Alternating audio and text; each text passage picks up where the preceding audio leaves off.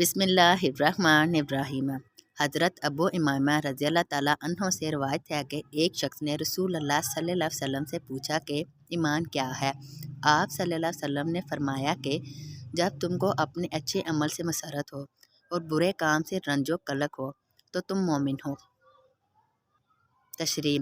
مطلب یہ کہ ایمان کے خاص اثار اور علامات میں سے یہ ہے کہ آدمی جب کوئی نیک عمل کرے تو اس کے دل کو فرحت مسرت ہو، اور جب اس سے کوئی برا کام سرزد ہو جائے تو اس کو رنج و غم ہو۔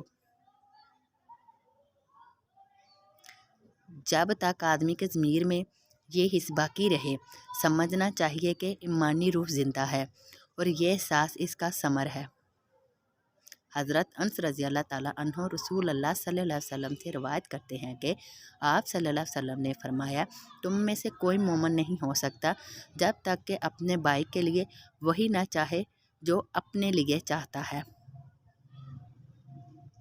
تشریح: مطلب یہ کہ ایمان کے اصل مقام تک پہنچنے کے لیے اور اس کی خاص برکتیں حاصل کرنے کے لیے یہ بھی ضروری ہے کہ آدمی خود غرضی سے پاک ہو اور اس کے دل میں اپنے دوسرے بھائیوں کے لیے اتنی خیر خواہی ہو کہ جو نعمت اور جو بھلائی اور بہتری وہ اپنے لیے چاہے وہی دوسرے بھائیوں کے لیے بھی چاہے، اور جو بات اور جو حال وہ اپنے لیے پسند نہ کرے اس کو کسی دوسرے کے لیے بھی پسند نہ کرے۔ اس کے بغیر ایمان کامل نہیں ہو سکتا۔